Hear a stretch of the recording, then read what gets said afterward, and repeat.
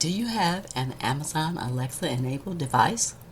You can now listen to my podcast on that device. Just go to Alexa Skills, search for K-12 Education Untangled, click Enable to enable that skill, and voila! You're now able to listen to my podcast via your Alexa enabled device.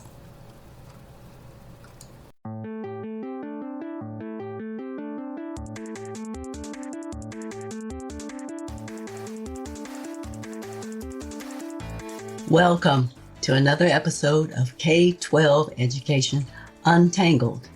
My name is Dr. Kim Fields, former corporate manager turned education researcher and advocate, and I'm the host of this podcast. I got into this space after dealing with some frustrating interactions with school educators and administrators, as well as the micro-discriminations that I had as an African-American mom raising my two kids who were in the public school system. I really wanted to know how teachers were trained and what the research provided about the challenges of the public education system. If you're looking to find out more about the current topics in education that could affect you or your children, and the practical actions that you can take to address these issues, then you're in the right place. In today's episode, I will review another book from the banned book list. This one being Dear Martin by Nic Stone. The intent of this and other monthly book reviews is to examine, to analyze, to investigate why these books were on the banned book list for K-12 public school reading. I'll continue to review these books until I complete the list of books that you're most interested in and that resonate with you. Here's my summary of this book.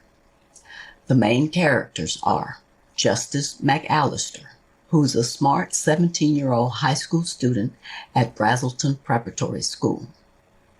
Manny, or Emmanuel Rivers, who is Justice's best friend. Mello Taylor, who is Justice's on-again, off-again girlfriend. And Sarah Jane Friedman, who becomes Justice's new girlfriend. The setting is Atlanta, Georgia. In the early morning hours on one occasion, while Justice was helping his ex-girlfriend Mello, he wound up on the ground in handcuffs. He was helping his ex-girlfriend, who was visibly drunk, by not allowing her to drive home. A police officer thought he was trying to break into her car, and he handcuffed Justice. He recalled this incident in the first letter to Dr. Martin Luther King, and also mentioned a young black male by the name of Shamar Carson, who was shot and killed in Nevada by a white police officer. He was unsure about how he actually felt about his own encounter with the police officer, although he did feel that it changed him. In his letter, he admits that he wanted to be like Dr. Martin Luther King and do what he did. The white privilege mindset of the majority of students at Brazelton Preparatory School, there were only 8 black students in the entire school, made Justice feel uncomfortable about his black experiences. In his letter to Dr. Martin Luther King, Justice wonders what Dr. King would have done with the situation being what it is today. He wondered if he would still have managed to be dignified in his approach. Justice wanted to know how he should handle people who believe that America is colorblind. When Justice got accepted into Yale University, a classmate at his prep school, Brad, felt slighted because he got a deferred acceptance. He made references to racial privilege and affirmative action, to which Justice was upset. When Justice goes home to tell his mom that he got accepted at Yale, a gang member from the neighborhood tells him that he wouldn't be accepted by white people at Yale. Justice asks Dr. Martin Luther King in another letter why it is that people were always trying to pull him down, that there just seemed to be people who didn't want him to succeed. He asked Dr. King where he got the courage to keep climbing in the face of feeling unsupported. He even asked Dr. King about a love triangle advice. In another letter to Dr. King, Justice says that people look at him and see him as a threat instead of a human being. He asked Dr. King what was he supposed to do if his very identity was being mocked by the people who refused to admit that there was a problem. He tells Dr. King in this letter that he's been reading his books and sermons for about 6 months, and all he has to show for it is frustration and a sense of defeat. As Justice and Manny ponder life as young black men and talk about the racism that their friends exhibit, they decide to go for a drive in Manny's Range Rover on a Sunday morning just to think things through and to listen to some rap music. As they were at a traffic signal, a white guy in an SUV pulled up next to them and openly stared at them because of the volume of their music. At the next traffic signal, the white guy yelled at them to turn their music down. An animous conversation erupted between Manny and the man subsequently fired 3 bullets into Manny's Range Rover. 1 bullet hit Manny in the head, and 2 hit Justice. 1 shot to the chest, and the other to his right shoulder. The shooter was identified as a 52-year-old police officer with the Atlanta PD. One of the teens died en route to the hospital, and the other was in critical condition. It turns out that Manny was the one who died. It took 27 days for Justice to recover from his wounds.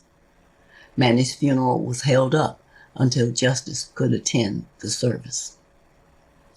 The grand jury handed down an indictment for the police officer. It wasn't a conviction, but at least they were treating what happened as a crime. At a much later date, the jury in the trial proceedings convicted the police officer of 2 misdemeanors, with a mistrial declared on the felony murder charge. No sentence was determined because of a hung jury.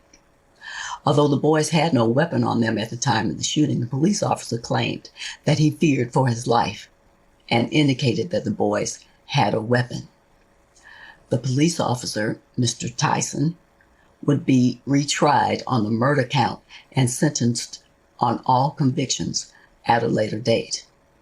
It turned out that there wouldn't be a second trial because Mr. Tyson was found dead inside his cell at the Clark County Jail. Justice's social experiment of trying to be like Dr. Martin Luther King seemed to be a failure. It seemed as though writing to Dr. King didn't help anything. The words of a gang member hung heavily in his mind. There's no escaping the BMC, black man's curse. Justice's teacher poses an important question to him. Regardless of the way the world views you, you can't change the way they think or act. You're only in control of you. If nothing else in the world changes, what type of man are you going to be? Meanwhile, Justice and SJ, Sarah Jane, become girlfriend and boyfriend, although Justice's mother does not approve. Sarah Jane is Jewish, but his mother sees her as just another white girl that he should not be hanging around. Justice writes one letter again to Dr. Martin Luther King when he first settled into his dorm room at Yale University.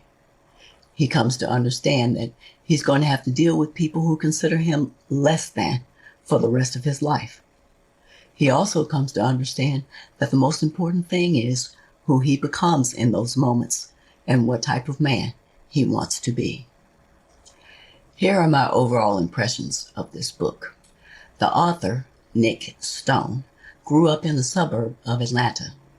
She's a graduate of Spelman College and works extensively with teen mentoring. This book is a #1 New York Times bestseller, a William C. Morris Award finalist, and one of Time magazine's 100 best young adult books of all time. The book's theme is similar to that of The Hate You Give, centering on the injustices surrounding white police officers' shootings of young African American teenagers. It describes the experiences of being one of the few African American students in an all-white preparatory school, with the complexity of embracing their Black culture in an elitist, white privileged environment. The focus in the story is not so much on Justice's family environment. His father died when he was 11 years old, and he was raised by a single hardworking mother. It centers on his relationship with his best friend and the circle of friends that he interacts with at school on a daily basis. He lives in a dormitory on the school campus, but he visits his home neighborhood ever so often. The home neighborhood is run by a Black gang who is involved in the typical criminal enterprises, including murder. The story also focuses on the racial tensions between his mother's prejudices toward white people and Justice's girlfriend, who is Jewish. There's also the interplay of racial tensions between white police officers and young African American teenage males. Justice seeks to make sense of how to deal with the fact that he's seen as a threat, even though he tries to do the right thing. That's why he started writing letters to Dr. Martin Luther King, seeking his perspectives, based on the readings of his sermons and books, on how to deal with being a young Black male in American society. This is a social experiment that he embarks upon because he felt that, based on all of Dr. King's experiences, that he could provide the wisdom and insights that Justice sought.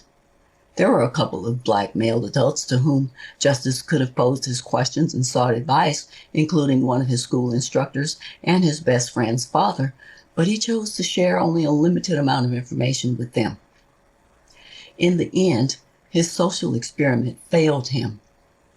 I think that he matures into who he ultimately wants to be at the end of his senior year and as he is about to enter Yale University, and he sets his intention to be the best man he can be, despite others' opinions of him. I think this book is one worth reading for young adults because it gives insights into friendships, struggles, and racial identity conflicts that occur in prestigious school environments as well as tough neighborhood environments.